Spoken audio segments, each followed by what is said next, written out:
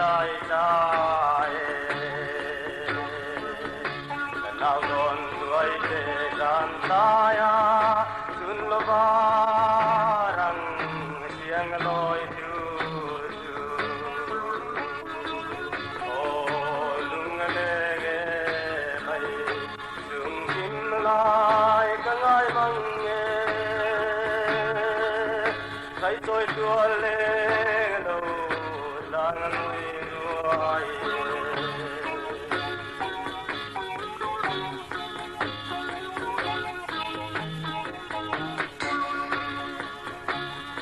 Al tiếng cài du cất vang đi ngay về mồ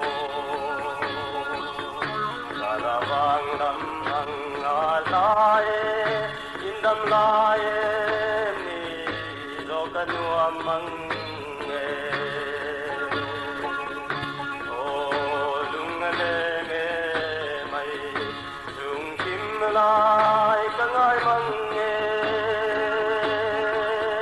thấy tôi đua lên đâu đang nuôi đuôi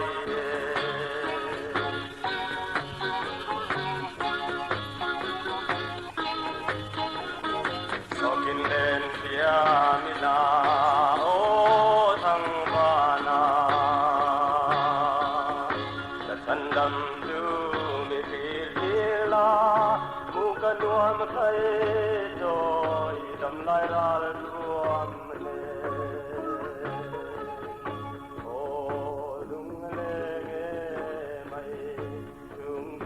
lai ka ngai mang nghe